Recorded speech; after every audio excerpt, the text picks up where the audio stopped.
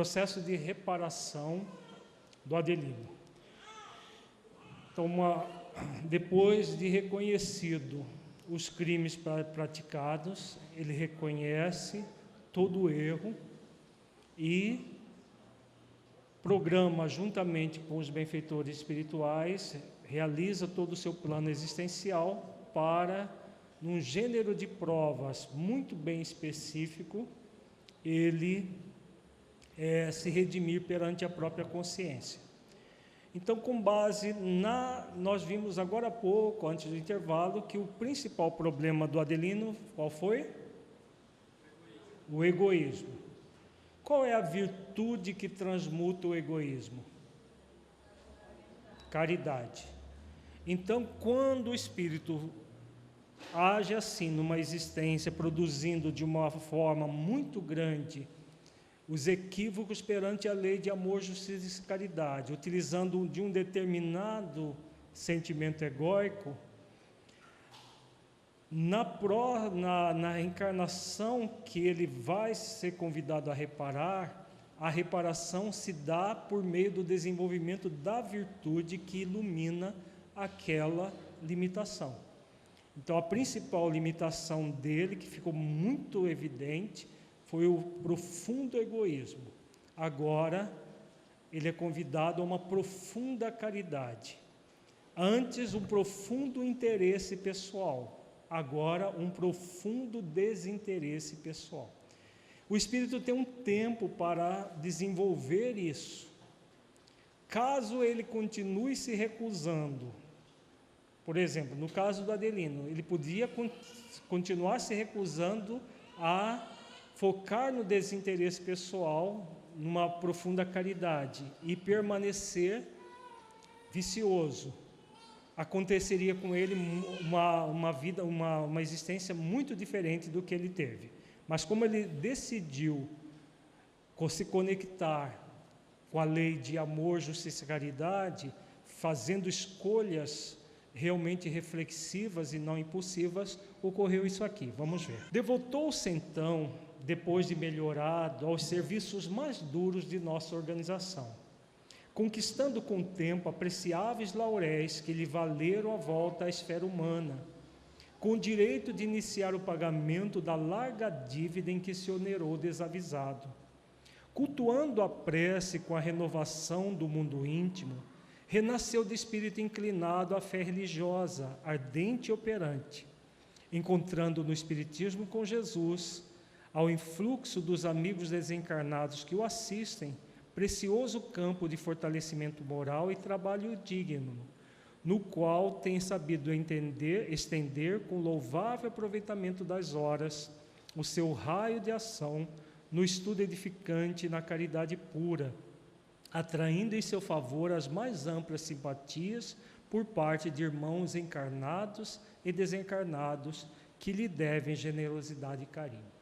Vejamos que o Adelino ele já começou a reparar antes de encarnar, no mundo espiritual, buscando servir, como diz o Silas, nos serviços mais duros de nossa organização, que é uma organização dentro das próprias regiões umbralinas. Atirado a imensas dificuldades materiais, desde cedo cresceu órfão de pai, de vez que não valorizou no passado a ternura paterna, lutando com extrema pobreza e com enfermidade constante. Custodiado, porém, por benfeitores da nossa mansão, foi conduzido a um templo espírita, ainda muito jovem, onde, submetido a tratamento de epiderme fogueada, entrou no conhecimento de nossa renovadora doutrina. A leitura dos princípios espíritas ao sol do Evangelho do Senhor constituiu para ele recordações naturais dos ensinamentos assimilados em nossa casa antes da reencarnação. Aqui o Silas fala da tutela que acontece quando o espírito reencarna. Ele sempre reencarna tutelado pelos espíritos benfeitores de onde ele saiu. Ele saiu diretamente de um posto de socorro dentro de uma região umbralina para a encarnação que ele estava tendo. Então, esses espíritos benfeitores acompanham o espírito encarnado durante toda a existência. É a lei de misericórdia atuando para que o espírito possa reparar. Todos nós temos tutela semelhante, não é só do anjo de guarda, é de vários espíritos, todos aqueles que tutelaram o espírito para aquela encarnação. Inclusive o próprio Silas era um dos tutores do Adelino, porque ele era o trabalhador da mansão. Desde aí, aceitou nobremente a responsabilidade de viver e buscou, acima de tudo, aplicar a si próprio as diretrizes regeneradoras da fé que abraça. Disciplinou-se, rendeu sincero preito às suas obrigações e, não obstante os entraves orgânicos, muito moço, se dedicou às representações comerciais, de cujos labores retira os abençoados recursos que sabe repartir com necessitados numerosos, reservando para si tão somente o indispensável. Não é um rico da terra na acepção do conceito, mas um trabalhador da fraternidade que sabe dar o próprio coração naquilo que distribui. Trilhando o caminho da simplicidade e da renúncia edificante, modificou as impressões de muitos dos companheiros de outro tempo, que nas baixas camadas da sombra se lhe haviam transformado em perseguidores e desafetos, obsessores esses que, em lhe observando os exemplos novos, se sentiu moralmente desarmados para os conflitos que se propunham manter, e é assim que não deixa de ressarcir as suas culpas, sofrendo-lhes o gravame em si mesmo. Então, vivemos o caso do Adelino, toda a sequência: lei de liberdade, lei de responsabilidade, lei de causa e efeito. Antes, assumindo a responsabilidade pelo mal praticado, agora assumindo a responsabilidade pelo bem que ele estava praticando e tendo como consequências toda uma série de auxílios, inclusive o próprio processo autodesobsessivo, em que ele se liberta dos obsessores do passado pelo bem que estava praticando, não só a si mesmo, mas servindo de exemplo aos espíritos que queriam mal para ele, que se converteram ao bem pelos esforços dele. Então, nós vemos que todo um processo ligado às leis divinas vão acontecendo, e o espírito, cada vez, quanto mais voltados ao bem, mais o bem se intensifica na vida dele. Quando nós estávamos falando agora há pouco da lei de causa e efeito como uma lei neutra, no sentido de que é o espírito que processa a própria lei, é uma lei de ordem processual. Quando o espírito faz escolhas amorosas, a lei traz de volta todo o bem que o espírito produz, como é o caso do Adelino. Quando ele escolhe realizar o mal, como ele escolheu na encarnação passada, ele processa esse mal de volta para ele, para que ele possa aprender a valorizar o bem, como for o caso. Então, todo o sofrimento que ele teve na dimensão espiritual, ainda encarnado, ele sofreu todas as consequências, passou pelo sofrimento, processou esse sofrimento, na dimensão espiritual continuou em sofrimento acerbo, até que ele é socorrido, reconhece todo o erro e já começa a reparar na dimensão espiritual, canalizando toda a sua energia para o bem, para o bom, para o belo, para a harmonia. E aí, com esse processo de escolha amorosa, ele oportuniza o bem cada vez maior para si mesmo. Vejamos que todo esse bem gerou a suavização dos débitos pelo próprio bem realizado no limite das forças. Todos nós podemos fazer isso nas nossas vidas. Vejamos o que acontece com Adelino. Entretanto, pelos valores que entesoura, devotado ao bem alheio, resgata o pretérito com alívio possível, ganhando tempo e adquirindo novas bênçãos.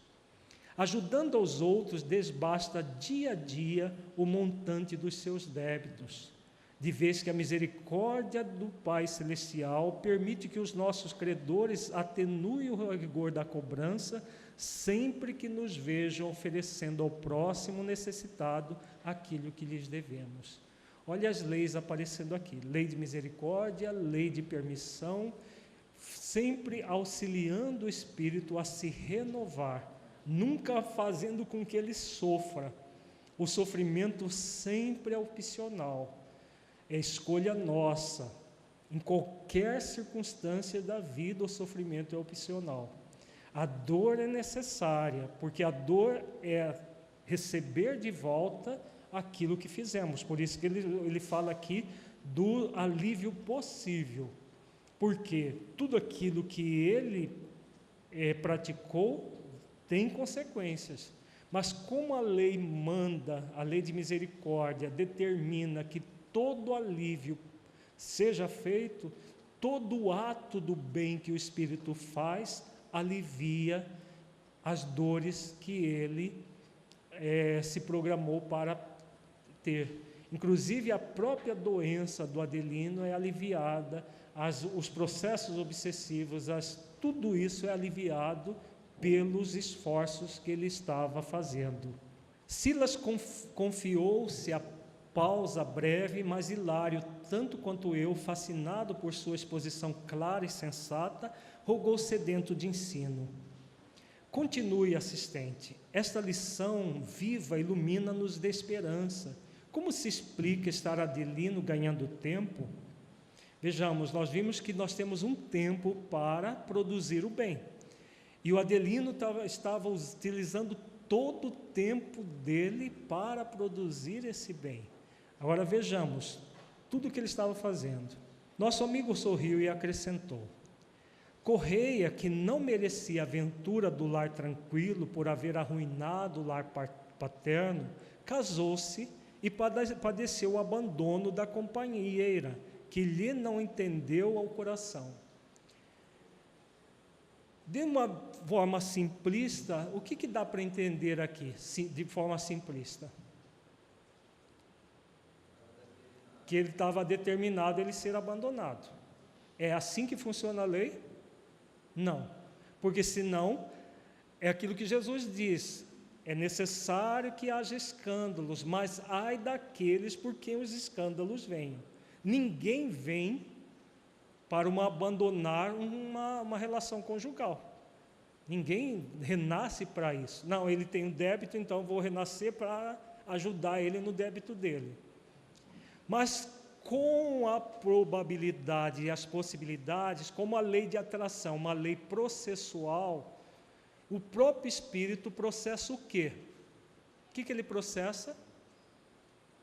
Ele se ligou a uma pessoa leviana no passado e matou o pai por ter se conectado com uma pessoa leviana, que era a esposa do pai. Pela lei de atração, o que ele atrai?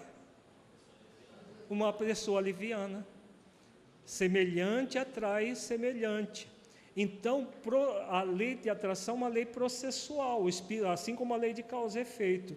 Ele vai atrair aquele que ele está vibrando. Ele, para praticar todo o crime do passado, se liga a uma pessoa leviana e com uma profunda leviandade, num profundo egoísmo, praticou tudo o que ele praticou. Energeticamente, o que ele vibra?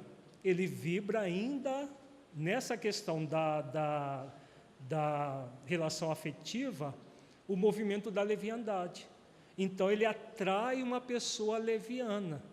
A probabilidade de uma pessoa leviana abandonar uma relação é grande ou não? Dá para entender como funciona a lei? A lei não determinou que a esposa dele o traísse e o abandonasse. Não. Mas dentro das possibilidades, das probabilidades eram muito grandes isso por causa do processo de atração. É o que nós sempre falamos na relação afetiva. Quando a pessoa nutre um processo de carência afetiva, ela atrai outro carente afetivo, querendo se livrar da carência com o outro. Então, são dois carentes querendo se alimentar um ao outro. Todo o processo ligado a essa questão das leis, da lei da atração, você atrai aquilo que você tem de movimento. O Af vai explicar daqui a pouco a questão da pedofilia. Por que o espírito recém-nascido atrai um pedófilo? Existem razões muito profundas para isso, mas ele vai explicar daqui a pouco. Então, nós estamos vendo o caso do Adelino, que ele vai atraindo aquilo que é necessário para quê? Para que ele aprenda que, se ele não quer para ele, ele não deve fazer aos outros. É exatamente o princípio evangélico que somos convidados a refletir nessa situação. Ele foi traído e abandonado. Por quê? Na conta da vida dele havia uma traição e o abandono. Não só o abandono, mas a morte do pai, né? O assassínio do próprio pai. Sim, todas as tendências estavam com ele, para que ele repare, ou para que ele continue dando vazão. O espírito, ele é livre para fazer escolhas. Não é porque existe uma programação que ele está amarrado na programação. O plano existe. As escolhas são feitas a cada dia pelo espírito. Ele escolhe reparar ou ele escolhe permanecer na viciação. É assim que funciona. No caso do Adelino, ele escolheu reparar. Agora, tem vários exemplos no próprio livro Ação e Reação, que a pessoa escolhe se delinquir mais ainda. No capítulo anterior, mostra uma moça que, para ficar com o noivo da irmã, ela cria toda uma situação que levou a irmã a suicídio. Ela complicou uma situação que era para ela renunciar, porque havia um triângulo amoroso do passado. O objetivo era que ela renunciasse à relação conjugal, à relação e deixasse o caminho livre para a irmã, que era noiva daquele que também ela amava. Esse era o compromisso, mas ela, traindo o compromisso, fez um movimento e se apropriou do noivo da irmã. A irmã, extremamente revoltada com isso, se matou. Então, nós vemos que o espírito sempre vai ser convidado a fazer escolhas. Nenhuma programação, nenhum plano existencial, ele é uma coisa obrigatória. É o gênero de prova. Prova vai ser aprovado ou reprovado. São duas alternativas que nós temos, né? Sermos aprovados nas nossas provas ou reprovados. Ele pode e deve começar a reparar no mundo espiritual, mas ele necessita reencarnar. Por quê? Qual é a diferença de reparar no mundo espiritual e reparar no mundo físico? Tem a ver com as provas, mas no mundo espiritual também tem. Só que ele está cercado de quê? De espíritos afins, de estimuladores. Ele tem dúvida de que ele é um espírito imortal lá na dimensão espiritual? Não. Tem uma série de fatores que no mundo espiritual não é possível reparar todos os débitos, porque senão nós não precisávamos da encarnação. Então ele pode, por exemplo, como o Deus Silas disse, tem trabalhos muito duros que espíritos recusam. Na própria ação e reação, tem espíritos que se recusam e não querem fazer os serviços mais duros. Então, tem escolhas. Uns fazem os serviços mais duros, outros querem moleza. Agora, no mundo físico, o que acontece? A lei do esquecimento permite que o espírito não apenas renove-se frente aos crimes praticados, mas também é uma prova no sentido dele afirmar-se cada vez mais como espírito imortal, que tem um programa existencial, que tem um propósito existencial. Isso é muito desafiador ainda. E no mundo físico, ele vai passar por experiências análogas àquilo que ele delinquiu. No mundo espiritual, não é possível ele casar e ter uma possibilidade de um adultério. Concorda? Então, no mundo físico, todas essas possibilidades do espírito recapitular as ações do passado, agindo de forma diferente. Tá? Se é dessa forma que a gente adquire... Não, nós adquirimos virtudes também no mundo espiritual. Claro, se o espírito só pudesse exercitar virtude no mundo físico, os espíritos superiores que ficam séculos sem encarnar, então eles ficam estacionados? Não, eles estão evoluindo, desenvolvendo cada vez mais as virtudes, agindo na dimensão espiritual, por exemplo, nos orientando na dimensão física. As provas que o espírito é convidado a passar conforme nos débitos do passado, que só no mundo físico é possível.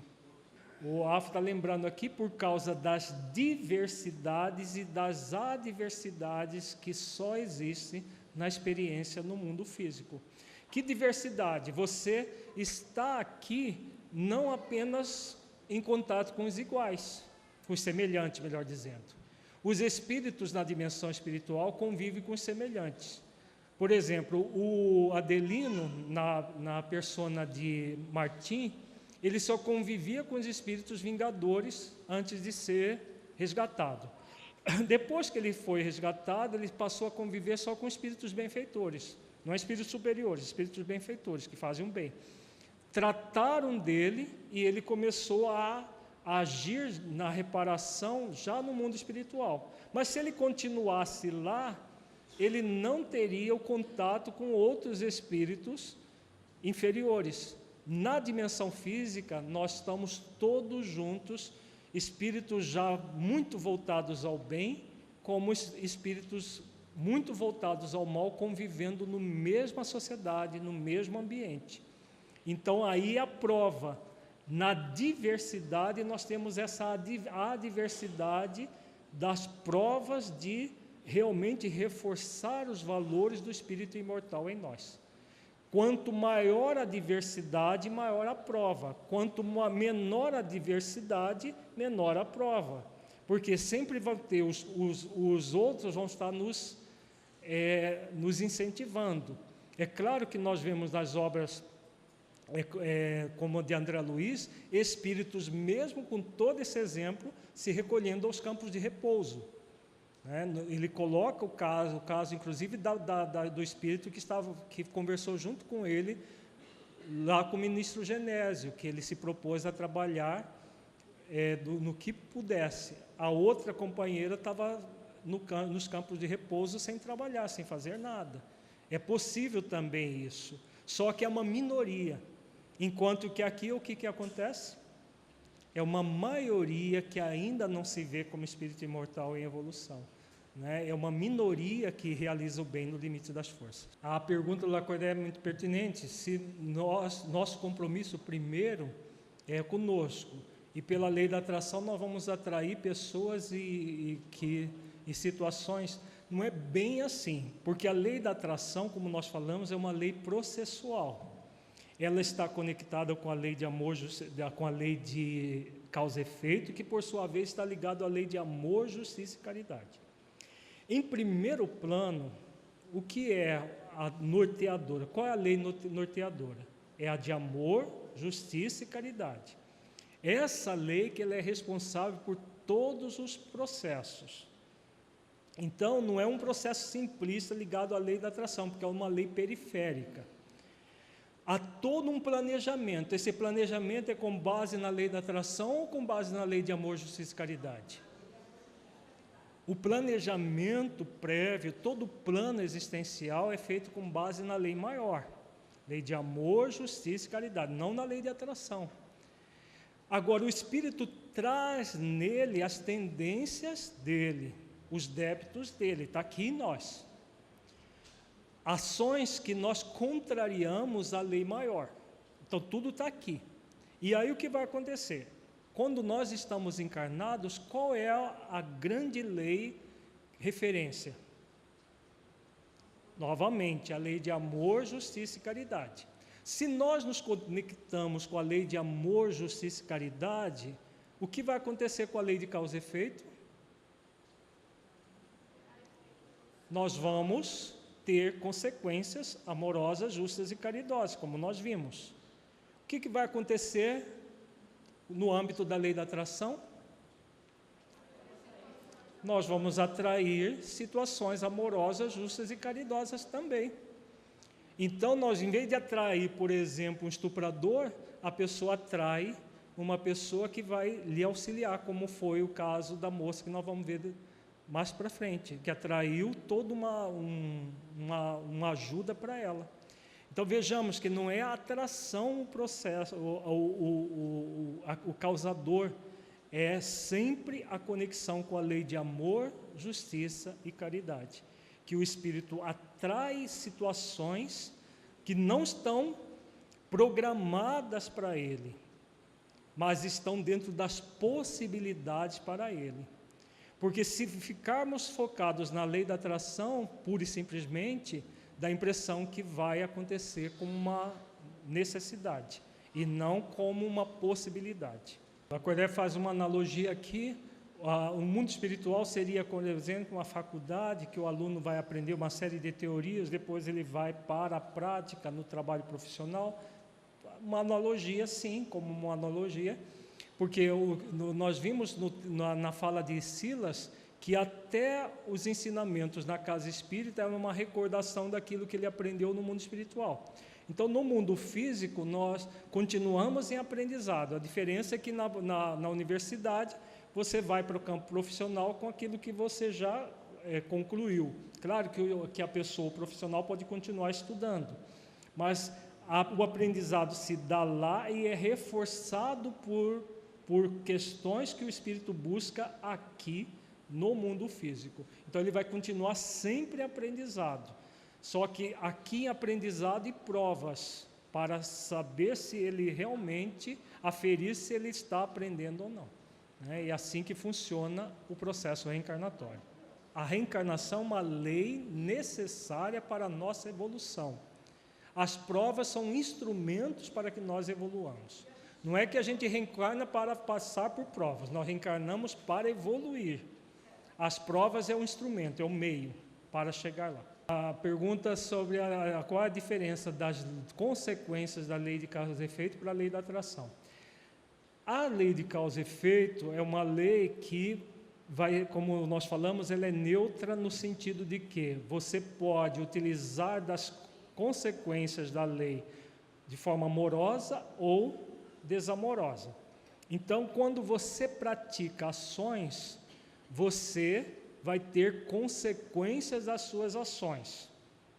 Uma das consequências, quando a ação é equivocada, é atrair, que aí entra a lei da atração, porque a nossa dificuldade em relação às leis é que nós queremos partir as leis. Termina uma e começa a outra, não é assim, Adriano. Né? As leis estão todas interligadas, mas a lei de causa e efeito, um dos efeitos é atrair. No caso do Adelino, nós acabamos de ver a leviandade dele no passado, essa tendência leviana, atraiu uma pessoa leviana. Isso é consequência, atrair, mas a lei da atração que entra em cena, entendeu? Então, não são leis que são complementares. A nossa tendência é querer partir as leis. E tudo isso que nós chamamos de leis e os nomes é para que nós entendamos todo um processo único que ocorre com o espírito, dentro da própria consciência. Avançando para a terna Marisa, que dormia, acentuou: assim, pela vida útil a que se consagra e pela caridade incessante que passou a exercer, vejamos que ele está cumprindo o propósito existencial dele muito intensamente, que é a profunda caridade. Atraiu para junto, aqui olha a lei da atração, atraiu para junto de si, como filha da sua carne, a antiga madrasta que desviou dos braços paternais. hoje reencarnada junto dele para reeducar-se ao calor de seus exemplos nobres, guardando a dor de saber-se filha de pobre mulher que renegou o tálamo conjugal, tanto quanto ela mesma o menosprezou no passado recente. Mas não é apenas essa a vantagem de Adelina. Vejamos as leis todas funcionando. As consequências para ele dos atos praticados foi a dor, mas pelo fato dele estar nesse movimento do bem, no limite das forças, o que ele fez? Atraiu a própria pessoa que ele delinquiu juntos no passado, e aí agora como filha, para aprender a agir com amor, justiça e caridade. Tudo sendo convidado, vejamos que a lei da atração também é uma lei processual neutra. O espírito atrai o bem ou o mal para ele mesmo, sempre decorrente das consequências dos atos dele, que por sua vez é consequência das escolhas que ele faz e que ele é responsável. Então, lei de liberdade, lei de responsabilidade, lei de causa e efeito, lei de atração. Vamos sempre produzindo o bem cada vez maior, ou por escolha, sem discernimento da nossa parte, sem autoconsciência, produzindo o mal. Silas pousou levemente a destra nos pequenos que ressonavam e prosseguiu. A Marisa, que era filha biológica, tinha 2 irmãozinhos adotados. Vejamos quem são esses 2 irmãos. Dedicando-se de alma e corpo à sua renovação com Cristo, nosso amigo recolheu como filhos adotivos os 2 cúmplices do parricídio tremendo, os antigos capatazes Antônio e Lucídio, que, abusando de humildes donzelas escravizadas, de quem furtavam os filhinhos para exterminar ou vender, não encontraram senão o alcoice por berço, vindo para o círculo afetivo do companheiro de outro tempo, no sangue africano que tanto enxovalharam, de modo a lhe receberem o amparo moral, a reforma precisa. Então ele não atraiu apenas a madrasta, ele atraiu os 2 comparsas do crime, e agora filhos dele, para que aprendessem as questões morais juntamente com ele, da mesma forma que delinquiram com ele no passado.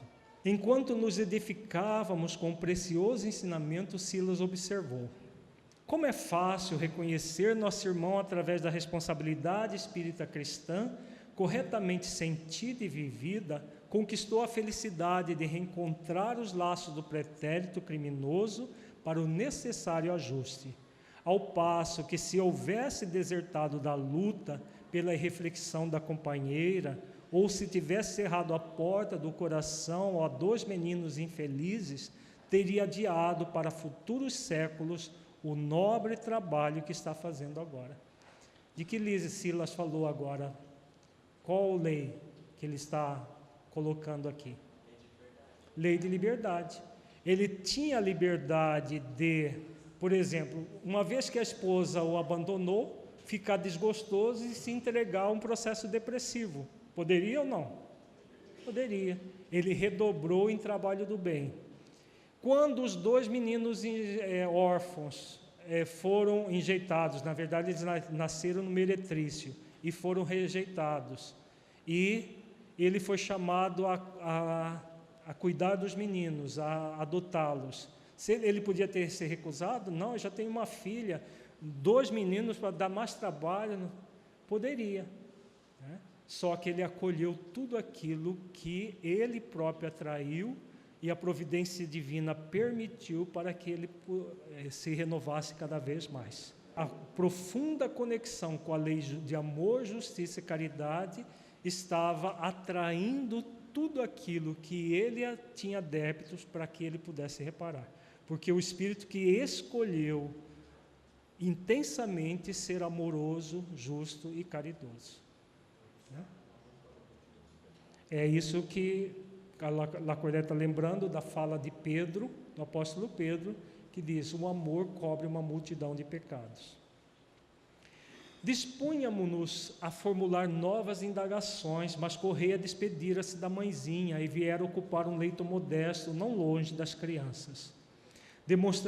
Demonstrando hábitos respeitáveis, sentou-se em prece. Foi quando Silas, recomendando-nos cooperação, abeirou-se dele e aplicou-lhe passes magnéticos, esclarecendo-nos logo após. Ainda pela utilidade que sabe imprimir aos seus dias, Adelino mereceu a limitação da enfermidade congenial de que é portador. Tendo sofrido por longo tempo o trauma perispirítico do remorso por haver incendiado o corpo do próprio pai, nutriu em si mesmo estranhas labaredas mentais que, como já lhes disse, o castigaram intensamente além túmulo. Renasceu por isso com a epiderme atormentada por vibrações calcinantes que desde cedo se lhe expressaram na nova forma física por eczema de mau caráter. Então ele somatizou aquilo que ele já trazia no psiquismo antes de encarnar. Mas o que aconteceu com essa somatização? Vamos ver. Semelhante moléstia em face da dívida em que se empenhou deveria cobrir-lhe todo o corpo, durante muitos e angustiosos lustros de sofrimento. Mas pelos méritos que ele vai adquirindo, a enfermidade não tomou proporções que o impeçam de aprender e trabalhar, porquanto granjeou a aventura de continuar a servir pelo seu impulso espontâneo na plantação constante do bem. Então, ele que era para ter a doença no corpo inteiro, de uma forma muito dolorosa, muito angustiosa, como diz aqui, ele teve a enfermidade amenizada, não foi impedida de surgir, mas amenizada de forma que ele podia continuar trabalhando e reparando pelo bem, pelo amor, os seus débitos. De volta à mansão, prosseguiu nosso amável mentor, tecendo brilhantes comentários em torno do amor que cobre a multidão dos pecados, como ensinou o apóstolo. A lei de solidariedade e a ação no bem. Vejamos como que a lei de solidariedade age e como nós podemos lidar com ela como grande fator para nos libertarmos das parafilias, das tendências à parafilia ou de sofrer ações de pessoas ligadas à parafilia. Nós vamos ver um caso do livro Nas Fronteiras da Loucura, de uma jovem que tinha na conta da vida dela um estupro, mas que pela lei de solidariedade, pelo bom uso da lei de solidariedade, em sintonia com a lei de amor, justiça e caridade, não sofre essas consequências. A pergunta se conduzir os filhos na evangelização é muito importante para que eles se conduzam ao bem? Sim, sem sombra de dúvida. Porque na primeira infância, não apenas no centro espírita, mas em casa, é que nós vamos educar os nossos filhos e nossos evangelizandos para a prática das virtudes. Nós já temos no projeto Espiritizar os seminários da educação da criança e do adolescente para a prática das virtudes. Já temos o módulo 1 disponível, o 2 já está disponível? Ainda não, né? Está em edição, e o 3 vai estar disponível em breve também, que fala sobre a evangelização e essa educação para a prática das virtudes. Em nossos estudos da lei de causa e efeito, não nos esqueceremos de Adelino Correia, o irmão da fraternidade pura. Isso aqui é relato de André Luiz. Na véspera de belo acontecimento que nos permitiremos narrar, visitamo-lo em companhia de Silas, que nolo apresentou nas atividades de um templo espírita cristão. Ouvimo-lo em preciosos comentários do Evangelho, sob o influxo de iluminados instrutores, dos quais assimilava as correntes mentais com a docilidade confiante de um homem profundamente habituado à oração. Falara com mestria, arrancando-nos lágrimas pela emotividade com que nos tangia as fibras mais íntimas. Singelamente trajado, denotava a condição do trabalhador em experiências difíceis, mas o estágio de prova a que parecia enredar-se era mais amplo. Adelino revelava longa faixa de eczema na pele à mostra. Certa porção da cabeça, os ouvidos e muitos pontos da face exibiam placas vermelhas sobre as quais se formavam diminutas vesículas de sangue, ao passo que as demais regiões da epiderme surgiam gretadas, evidenciando uma afecção cutânea largamente cronificada. Além disso, acanhado e tristonho indicava tormentos ocultos a lhe dominarem a mente. Contudo, trazia nos olhos maravilhosamente lúcidos a marca da humildade. Vários amigos espirituais assistiam-no atentos.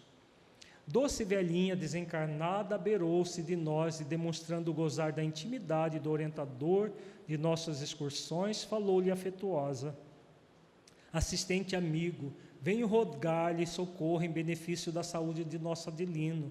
Noto mais incomodado ultimamente pela dor das feridas não cicatrizadas. Sim, sim, respondeu Silas cordialmente. O caso dele merece de todos nós especial carinho. Porque pensa ele nas necessidades dos outros sem refletir nas necessidades próprias, acrescentou a anciã comovida. O assessor de Druso prosseguiu com carinho. 2 de nossos médicos o vêm assistindo atenciosamente quando se encontra ausente do vaso físico por influência do sono. É um benefício que o trabalhador do bem, isso aqui não é privilégio, são os benefícios do trabalho do bem para aqueles que se entregam ao bem da coletividade. E afagando-lhe a cabeça, esteja tranquila, Correia em breve estará plenamente restaurado. Os múltiplos serviços da casa desdobravam-se eficientes e Adelino, dentro deles, atraía-nos a atenção pela segurança espiritual com que se conduzia. Cercado pelas vibrações radiantes dos seus pensamentos centralizados no santo objetivo do bem, afigurava-se-nos um companheiro vestido de luz. Alguns instantes após o afastamento da velhinha, apareceu-nos simpático rapaz, igualmente desenfaixado da matéria física, que depois de saudar-nos rogou reverente ao nosso orientador: peço vênia para solicitar-lhe valioso obséquio. Fale sem receio. E o jovem recém-chegado explicou de olhos úmidos: meu caro assistente, sei que nosso Adelino vem atravessando certa crise financeira. Pelo muito que auxilia os outros, descura-se das suas próprias necessidades. Pelo amparo que ele oferece constantemente à minha pobre mãe encarnada, insisto no apoio da sua amizade para que seja favorecido. Ainda na semana passada, ouvindo as súplicas de minha genitora viúva, em grande penúria para atender ao tratamento de 2 dos meus manos enfermos, procurei em lágrimas, transmitindo-lhe apelos mentais para que nos protegesse, e sem qualquer vacilação, acreditando obedecer aos seus impulsos, visitou-nos a casa, entregando à minha sofredora mãezinha a importância de que necessitava. Ó meu assistente, rogo-lhe pelo amor a Jesus, não deixe em dificuldade quem tanto nos auxilia. Parece também privilégio, mas não é. É o auxílio ao trabalhador do bem que diminui a si mesmo para poder atender à necessidade coletiva.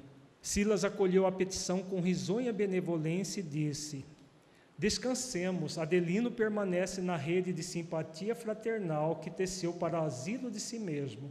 Incumbe-se muitos amigos de supri-lo com os recursos indispensáveis ao fiel desempenho da tarefa que se dedicou. As circunstâncias na luta material harmonizar-se-ão em favor dele, atendendo-lhe aos méritos conquistados.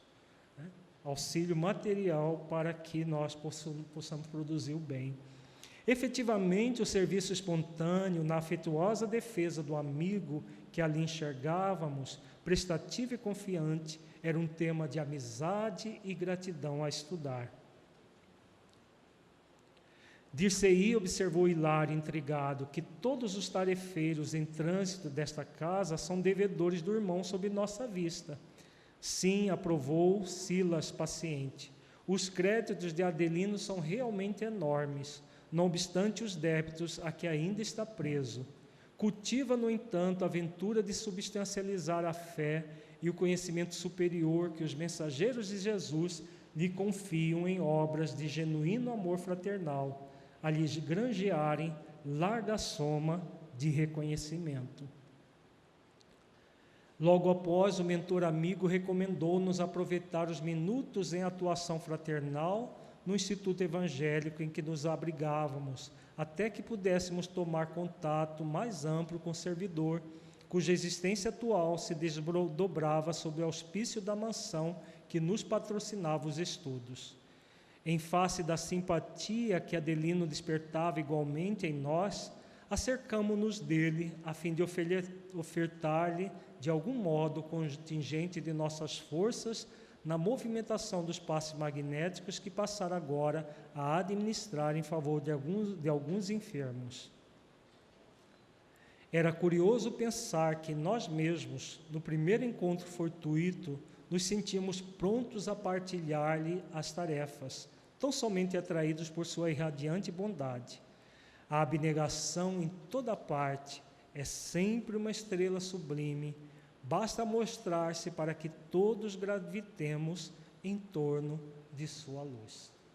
Belíssimo caso do Adelino, mostra que quando o espírito imortal decide por cumprir as leis divinas, desenvolvendo as virtudes, ele pode sair da criminalidade e vir para um movimento de se tornar um espírito bom e humanitário, realizando o bem no limite das forças. Passamos para o afro, trabalhar a pedofilia.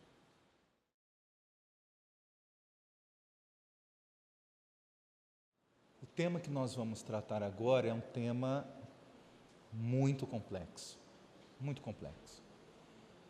Então, preferimos, ao invés de entrar no tema especificamente, compreendermos o que nós assimilamos na manhã de hoje.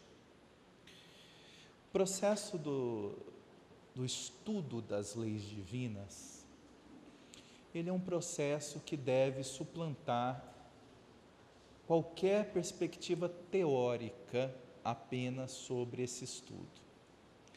Ele é um estudo de ordem vivencial.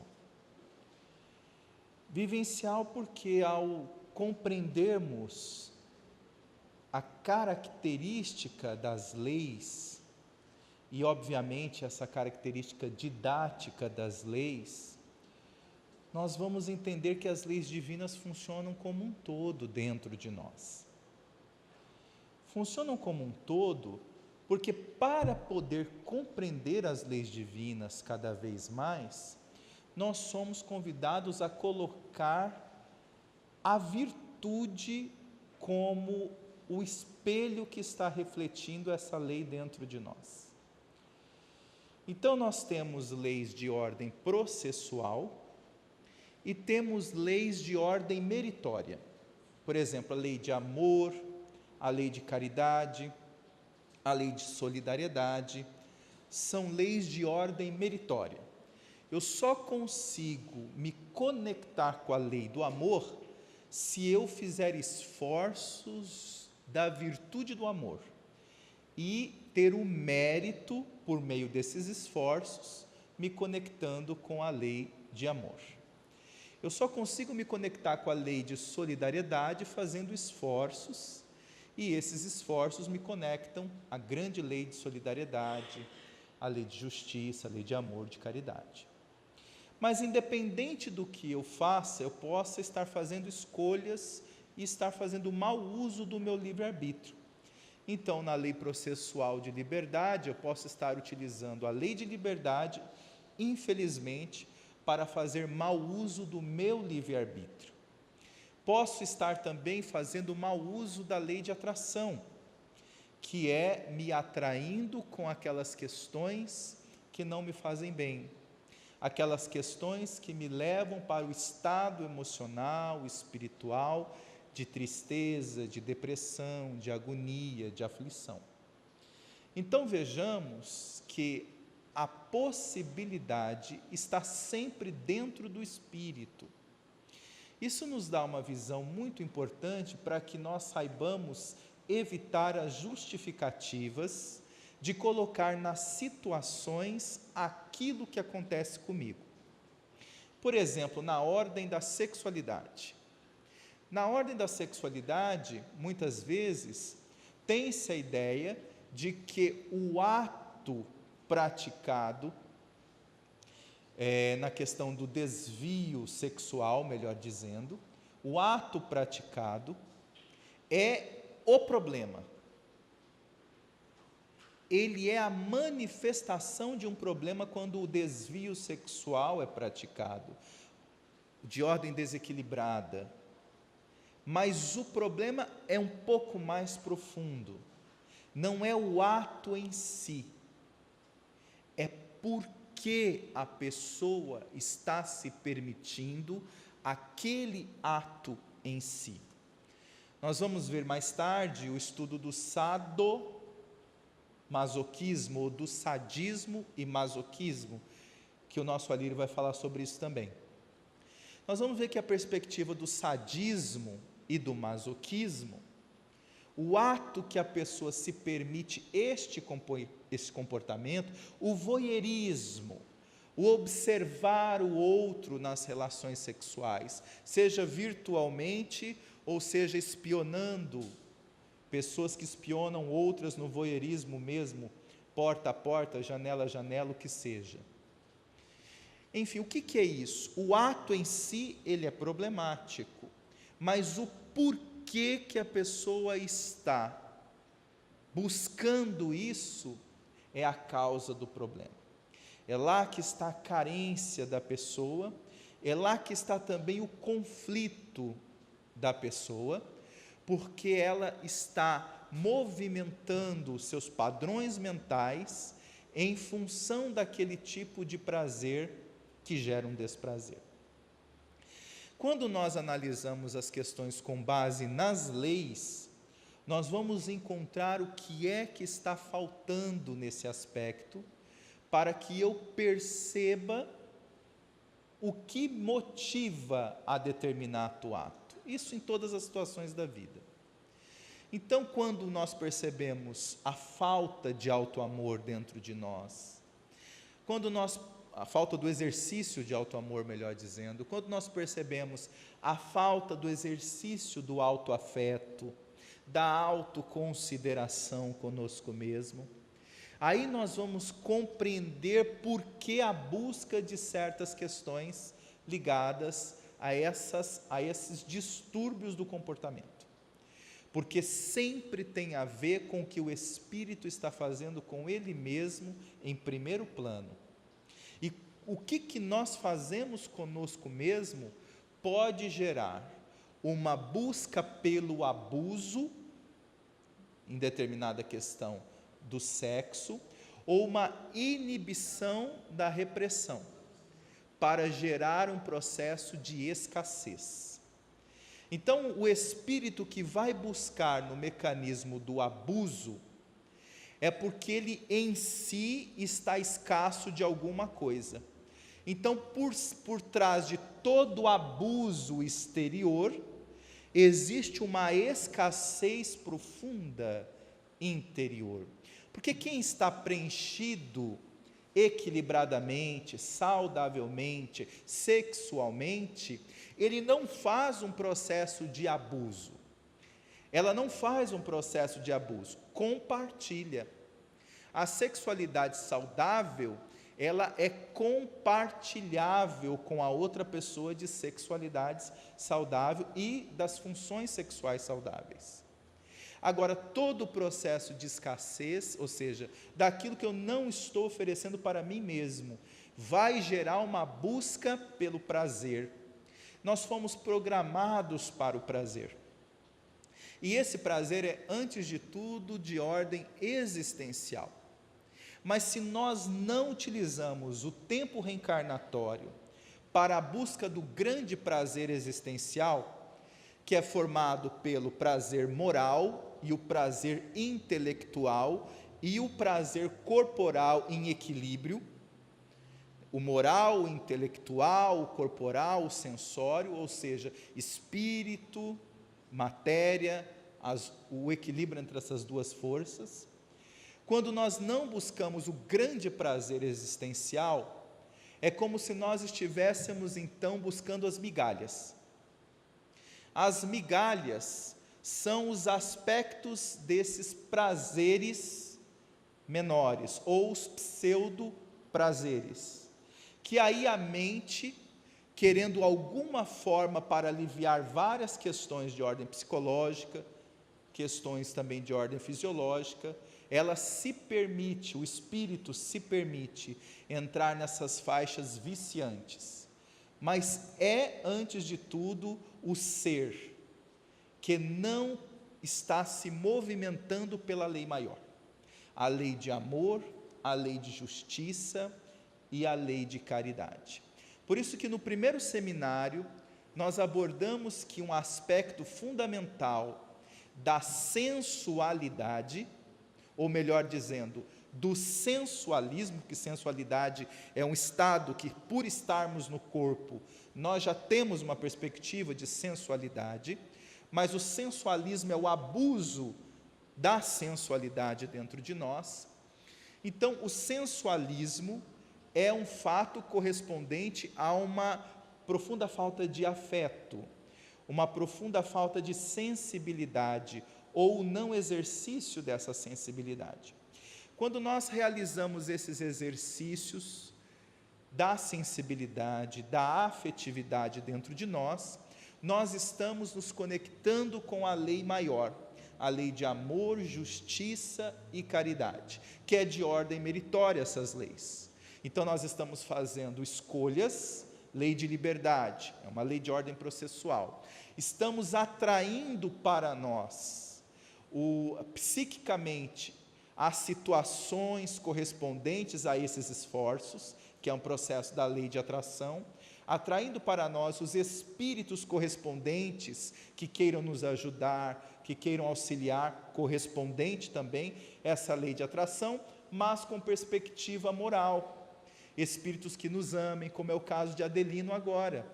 O que acontece? O fato dele ter se esforçado, dele ter se desprendido, dele ter feito essas escolhas, atraiu para ele as simpatias do mundo espiritual, enormemente. Então, tudo aquilo que é operacional na vida do Adelino foi sendo auxiliado, os próprios espíritos rogavam, pediam ajuda, e o Adelino, que não se preocupou em reter, num egoísmo, as questões exteriores, operacionais da vida, materiais, foi sendo auxiliado nesse sentido, ele acabou se ocupando com o quê? Ele foi se ocupar com aquilo que era mais importante, de ordem moral. Então a vida do Adelino foi sendo transformada numa ocupação de ordem moral, ao invés de uma preocupação de ordem material. Todas as vezes que nós estamos presos a preocupações de ordem material, nós não conseguimos dar tempo mental, tempo emocional para ocupações de ordem moral. Então, nem nos preocuparmos com as questões de ordem material, porque essas questões só podem ser resolvidas uma coisa de cada vez, para darmos tempo realmente reencarnatório de nos ocuparmos com as questões morais. Então, na área da sexualidade, também é a mesma coisa. A pessoa que está num processo de se preocupar em se afastar, se inibir do que está acontecendo dentro dela, ela não se dispõe a se ocupar em reconhecer os conflitos, os dramas, os apegos que traz. Mas também, se ela se permite a vazão, o dar tudo, vou fazer do jeito que for. Às vezes existem linhas do pensamento psicológico que incentivam esse tipo de comportamento, de ir ao encontro dos seus desejos. Vá de qualquer jeito, porque se você for ao encontro dos seus desejos, se você liberar completamente seus desejos, eles vão diminuir. Essa é mais ou menos a linha do pensamento, que é uma falácia. Não vai diminuir. Não vai diminuir por um sistema muito simples. O cérebro, ele funciona por um mecanismo de circuito entre o prazer e o desprazer. Aquela pessoa que se permite uma vazão constante nos conflitos sexuais, ela gera nela mesma um prazer sensório. É prazeroso do ponto de vista do sensório, do sensualismo do corpo. E grava no cérebro o processo daquele prazer. E aí a criatura vai se viciando, porque aí são substâncias. As glândulas liberam substâncias como a dopamina, por exemplo, que dá aquela sensação de prazer. Então, nós vamos verificar mais tarde a questão do voyeurismo, a questão do sadomasoquismo, que a pessoa, no caso, ela fica naquela fixação. E só de pensar, mesmo sem fazer, o cérebro já fica preparado para aquele tipo de cartucho mental. Fica preparado porque a mente dá o cenário, movimenta todo aquele cenário e o cérebro fica esperando aquele circuito do prazer sensório que a própria mente viciou. Então, os neurotransmissores, todo o processo das sinapses cerebrais, eles funcionam por esse mecanismo de condução indutória da mente. Quanto mais nós movimentamos a mente, buscando grande prazer existencial, buscando o prazer do desenvolvimento das virtudes, o prazer da musicalidade, o prazer da arte num todo, o prazer da vida, do conhecimento, da expansão dos sentimentos, da relação saudável, mas nós vamos ressignificar o circuito mental que a imagem erótica traz, o ouvir as coisas maliciosas trazem para nós. Isso tudo nos auxilia muito a fazer um processo de ressignificação. Para quê? Para que o mundo sensório, do sensualismo, sejamos nós aqueles conforme Jesus. Eu venci o mundo, vós também podeis. Mas que mundo? Não é vencer o mundo olhando para o mundo e dizendo, está tudo errado, que criaturas horrendas, que coisa feia. Isso não é vencer o mundo, isso é condenar o mundo. Vencer o mundo é mais profundo.